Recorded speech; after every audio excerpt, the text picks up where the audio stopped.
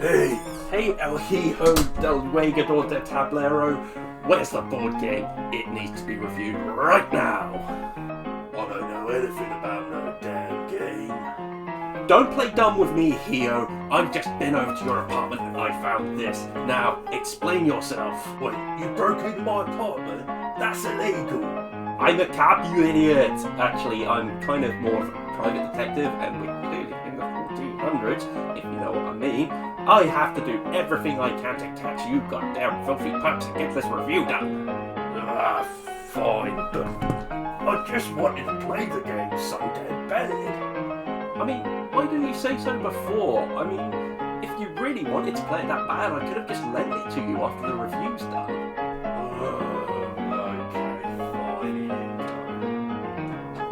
Well, thank you, but generally, board game theft carries about a 5-year sentence in these parts.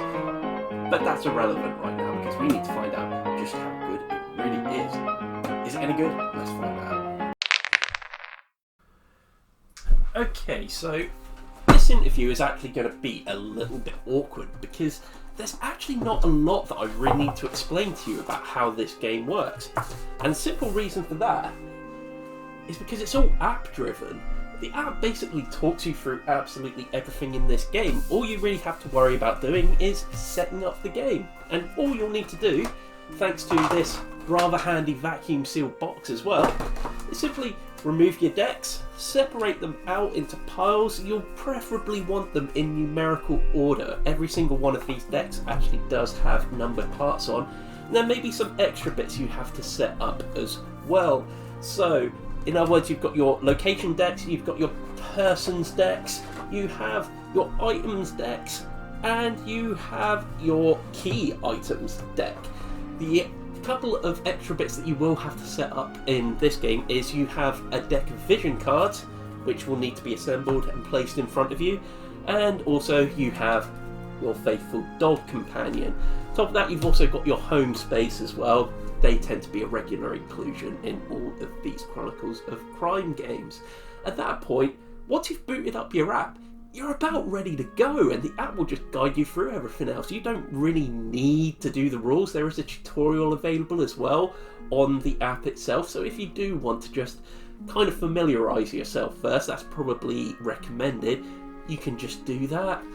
So, what exactly are you doing in a game of 1400 Chronicles of Crime? Well, funnily enough, you're solving crimes. The app is going to kind of drive you through exactly what you need to do. It will tell you what cards you need to place where at the beginning of the game, and it's going to tell you your objective, which could be anything from solving a murder to retrieving a stolen item. You've kind of got to then figure everything out for yourselves. But how do you actually do this? Well, you do it through using these cards, and they're going to have little QR codes on. You can see down the bottom just there. They are going to allow you to interact with them. The app actually scans them through and then generates anything you need, such as text. So you've got a number of different piles of cards here. You've got a couple which won't really mean too much right now. You've got your dog that can help you. You've got these vision cards here. But the things you're really going to be using and placing over the board over the course of the game are these location boards, which you will pop in various parts around the board, and then on those you'll notice there's slots in them, and that's where you have your people cards. You will also be asked to be placing these over the course of the game, and they will slot in on different locations. Again, the app will tell you when you actually place them there. You also could sometimes find that the people actually won't be anywhere. You don't know where they are, and that's where you have this area down the bottom of the board for 4 people to go in when you don't know where they are. You also will notice that you've got these 5 blue spaces at the bottom of your player board, and then you've got 15 orange spaces. They're going to be taken up by items you find. You've got 2 separate decks you'll notice as well when you set up the game. You've got regular items and you've got key items. They function in the exact same way as one another. Again, over the course of the game, the app is going to instruct you to place them either in the blue area or into the red area. If they're in the blue area, it means it's an item you know about, but you don't currently hold. So you can ask people about these items, but you have nothing to actually show them.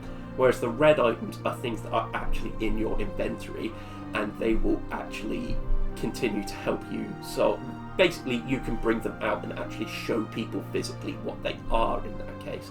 It also means your dog can actually interact with them as well, because he can sniff items and then find people as well, which is a really cool little thing. So yeah, over the course of the game, you're going to probably want to keep a pen and paper handy as well to take some notes. See, over the course of the game, you're going to be checking alibis and taking down various bits of information that people are going to talk about over the course of the investigation. It's really important to know every single detail about your cases, simply because at the end of the game, you're going to be quizzed. When you think you've solved the crime, you're going to be asked a number of questions, and you're not quite sure what they are. It isn't just as simple as who did it and how. It's not just going to be that. There are going to be other questions as well, and if you get too many of them wrong, you could actually fail your investigation. The whole game kind of has a bit of a point-and-click adventure game kind of vibe to it, just on the tabletop, which is really, really nice. Okay, so Chronicles of Crime seems to be a game about gathering key bits of information from the various people you meet across the span of the game. However, you're not just going to need information, you're actually going to need physical items and objects as well. And although you can obtain them through talking to people, the other way you'll do it is through another key feature of the app.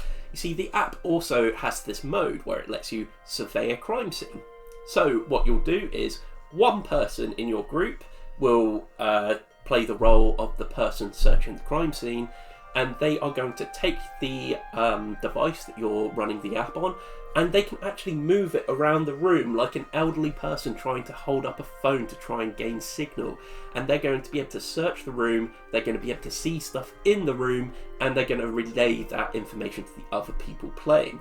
They're then going to take their deck of item cards, they're going to go through them, and they're going to find them and bring them out. So, for example, the person might see a blood stain on the floor, so they're going to yell out, "Blood stain!" And then it's up to everyone else to go through the deck of cards and find something related to that. So in this case, you have the blood and organs card. So that basically is how you're going to obtain your items. You never know, you may even get a key piece of evidence from it. You also might get an item on the scene that opens up extra options for you. For example, you may see a box somewhere on the scene. So when you say box and you scan the box item after you've surveyed the scene, you will maybe find something in that box and it will kind of point you towards another item. So that begs the question, why wouldn't you just start yelling out, or not even yelling out everything, just scanning every single card afterwards? Well, your investigation is against the clock, you see.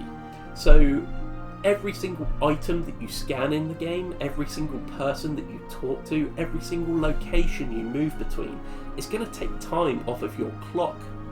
So the longer it goes, other things may develop over the course of the case. There have been games where there's been a murder, and if you take too long, other people start to die. So you really have to use your time well. You don't want to be scanning everything. You really want to be trying to pick out the ones that are most important and then going that way. So then maybe you're gonna find a point in the game where you feel like you've been everywhere, you've talked to everyone, you've surveyed every scene, and you're just not getting anywhere. What can you do to help push along your investigation? Well, this is actually where the Chronicles of Crime games differ from one another. So they all have unique ways of basically being able to push forward your investigation with a number of tools. In the case of Chronicles of Crime 1400, one of the main ways you always used to gain extra information has actually been changed. You see, usually you had a phone with you. You were able to phone people to be able to gain information about stuff. So it was nice, quick and easy. You could be at a location and you talk to them that way. However, in this one, this is basically based in the 1400s, and I will say it is a wonderful setting, basically based in France. But that means you don't have a phone with you. It's 1400 after all. Electricity isn't even a thing. So you're going to have to travel home every single time you want to consult your family. So in the case of this one, you have 3 characters that you can use at home that could help push forward your investigation a bit more. You have your family members, who are lovingly named Monk, who is an expert on written materials. If you find any book, you give it to him and he can give you more information about that. It may turn up a key piece of information. He also gains some kind of knowledge on anything religious as well, so there are sometimes items in the game you'll find as well you can talk to him about, or perhaps religious figures, and he can give you extra information about them. The second person you can talk to at home is your sister, the merchant. She's an expert on items, so she's basically going to be able to take any of your physical items you found and tell you a bit more about them. Maybe she can tell you something that's a bit odd about this particular item you've got. So that could possibly give you some clues as to what you need to do next. The third and final person on the list is Spy, and he is an expert on people. So all of the various people you've met over the course of the game, you can talk to him about, and he's going to tell you 1 or 2 things about them. Again, maybe give you some information that you didn't gain from anyone else, but may help just push forward your investigation that bit more. It should be noted though, he doesn't know everyone, so there may be some more insignificant people that he won't be able to tell you anything about. So that's something that's an adaptation on systems that we've seen before in other games in the Chronicles of Crime series, but there are 2 tools which are brand new to this version. First of all being the guy I told you about before, your dog. Ain't he cool? I love dogs. He's basically going to be able to help you find people. If there's ever someone who you just cannot find anywhere on the map at all, it may be worth seeing if you've got an item that possibly belonged to them, been into their room and you found some of their clothes, but they are nowhere to be seen. Give it to your trusty dog. He'll be able to sniff it and he'll be able to find them and track them down and lead you right to them, so you can start questioning them. Really, really useful tool. Unfortunately, he doesn't really do much else though. Over the course of the game, you can't use him to say intimidate people or anything like that. He is simply there as a sniffer hound. The other one is a feature that is supposed to be featuring quite heavily in this new series of Chronicles of Crime games. You see, there are actually going to be 3 games in this series. You have 1400, you have 1900, and you have 2400. All of these are basically going to involve visions. So Abelard in this case can see visions of the crime. Usually these are drawn at the beginning of the game, and they can give you just a couple of hints as to things that have happened over the course of this case. However, you may be able to draw more later on, which will then give you more insight into the crime, basically giving you extra hints as to things that might happen. So they basically give you a good idea of where you need to be looking, which is a really cool little feature. Sometimes you could feel lost in the other Chronicles of Crimes games. These actually make it a little bit easier by giving you somewhere really to look for. So really, that should give you all the tools you need in order to complete your case. But throughout all that, does that make 1400 a game that you should buy? Should you buy it if you've played the other Chronicles of Crime games? Is this a must-have? I'm going to give you my conclusions. Okay, so to sum up really, Chronicles of Crime 1400 is fine. It's not blown me away like some of the other games. Comparing it to... It probably most closely compares actually to the original Chronicles of Crime, the one where you're a member of Scotland Yard. It kind of feels like a step back if you've played those games before and you're used to those systems. You're used to it being a little more complex, basically, because in terms of noir, you were given the ability to start doing things like bribing people and staking out a place. In Redview, you had a dice rolling mechanic, and it had a bit more focus on time management as you were playing as a bunch of kids. The setting is probably what's going to draw you most to this game, because kind of like the 1400s in France is quite an interesting setting, especially if you love like classic kind of games like Assassin's Creed and things like that. This will all kind of probably appeal to you in terms of a setting. but it just feels like it lacks something. The tools that you're actually given in this game, your dog is actually a very basic tool, and the visions are kind of interesting, but they don't give you any interesting ways of interacting with the game. But it's one of those things where it may be a bit early yet to tell whether this is a good thing or a bad thing, because we've got 2 more games still to come out in this series, and it'll be interesting to see how they actually interconnect and work with those. Perhaps this is simply meant to be the starting block, like the original Chronicles of Crime was, because you have to introduce the basic systems and stuff and then start introducing more and more complex things over the course of the game. But from my understanding, these are all standalone games. You don't need the original Chronicles of Crime to be able to play 1400. That's quite an important piece of information to remember. And the games that are soon coming out are also going to be standalone games. So I can understand why they've done this. Basically, they're keeping everything simple. The other ones, you have to have played the original Chronicles of Crime in order to play Noir or Redview. Whereas these you can play individually on their own, so they don't really want to introduce any complicated systems for people that are just jumping in at this point. So I completely understand why they've done that.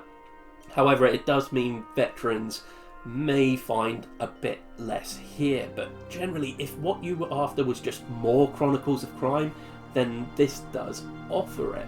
So one of the things I do actually want to address is the idea that 1400 hasn't addressed some of the problems that were in the original games. Shut Up and Sit Down did quite an extensive thing about how the scripting in the game at first they thought was just a jokey little thing they put in, but said that the scripting over the course of the game, over the course of the releases, actually proved that the scripting isn't the best. And I would say it's pretty much still the same here. That's really a minor thing, though. In terms of having a script running throughout a game, that's actually quite an unusual thing to have in a board game anyway. You play a board game to create your own stories and move about and basically solve puzzles and stuff like that, so that's not a real major issue. What is kind of more of a major issue is one of the things we always found about playing the Chronicles of Crime games is sometimes you could be put into a situation where you're just mindlessly wandering around, you're clicking everything, a bit like you would do in a point-and-click game, because you just simply cannot figure out what to do and nothing seems to work. However, you tend to know what you have to do, where you have to go to do it, and you just can't figure out why you're not allowed to go there. That still kind of happens in 1400 as well. Sometimes you can know exactly the item that you're after, you know where it is, but you just can't get to it because the game won't let you get to it. And that can sometimes be a little bit frustrating. And in a way, the vision cards almost heighten that feeling, because you can see in these vision cards exactly what happened in certain areas of the game. I mean, you could argue that that is part and parcel of police work, in terms of sometimes you know exactly what's happened, you just have to prove it at that point.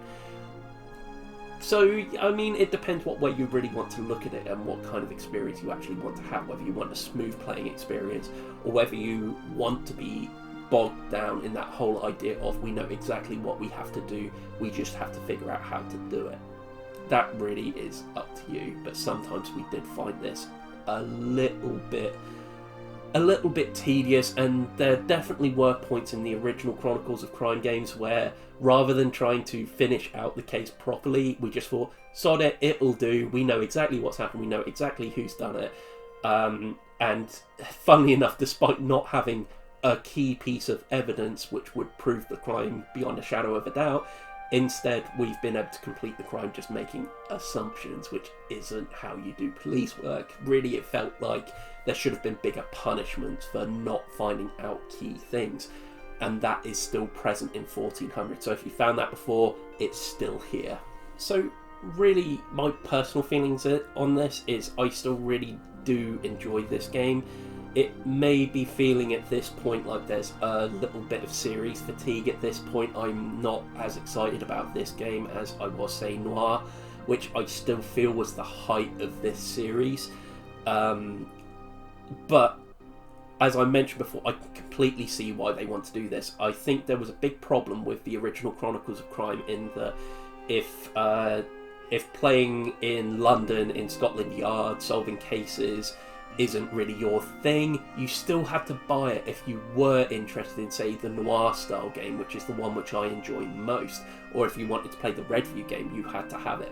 At least here you can pick and choose, so this new way they've got of setting everything up does mean that if you're not interested in 1400 and just want to play the 2400 one based in the future, you can just buy that one, you can play it. So I completely understand why they did that, and I think it is better for players at the end of the day. You don't have to make any unnecessary purchases in order to get the thing you actually want.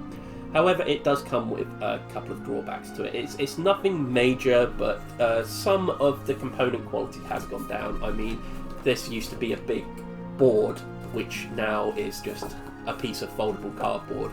I mean, again, I understand why they've done it, and it's not a big deal. It's the kind of thing which may possibly bother some people. Personally, for me, it does not bother me because it helps keep the cost down of it.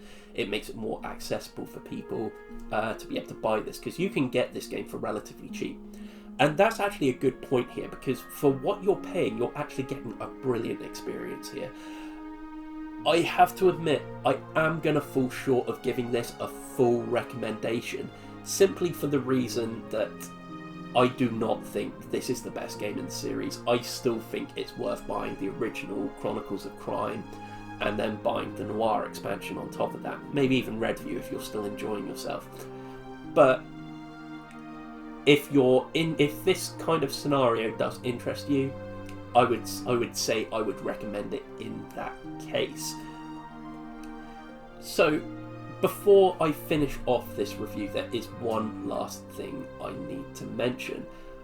I own a Motorola G7 Play which runs Android 10, and I did have compatibility issues.